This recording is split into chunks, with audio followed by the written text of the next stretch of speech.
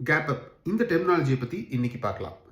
எல்லாருக்குமே தெரிஞ்ச விஷயம்தான். மார்க்கெட் நேத்தோட க்ளோசிங் ப்ரைஸ்க்கு மேலே ஓப்பன் ஆச்சுன்னா அது கேப் அப்னு நம்ம சொல்கிறோம். இதில் நம்ம முக்கியமாக கவனிக்க வேண்டிய விஷயம், நேத்தோட கேண்டிலோட கலர் என்ன. நேத்தோட கேண்டில் ரெட் கலராக இருந்து இன்னைக்கு கேப் அப் ஆச்சு அப்படின்னா அந்த இடத்துல கொஞ்சம் நிறைய பையர்ஸ் வந்திருக்காங்க, ஏதோ ஒரு நல்ல நியூஸ் இருக்குது, அதனால் அது கேப் அப் ஆச்சு அப்படிங்கிறத நம்ம புரிஞ்சுக்கலாம்.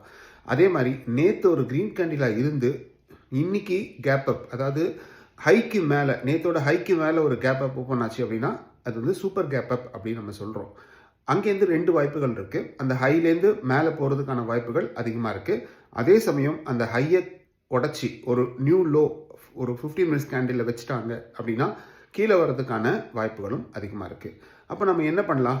சூப்பர் கேப் அப் ஆச்சு அப்படின்னா ஃபஸ்ட்டு பையிங் ப்ரெஷர் ஃபுல்லாக இருக்கான்னு செக் பண்ணிவிட்டு அதுக்கப்புறம் பையிங் எடுத்துக்கலாம். இல்லையா, நேத்தோட ஹைக்கு கீழே வந்து ஒரு 15 மினிட்ஸ் கேண்டில் க்ளோஸ் வைக்கிறாங்கன்னா அந்த இடத்துல செல் ஆஃப் பண்ணிக்கலாம். Stop loss day high. Thank you.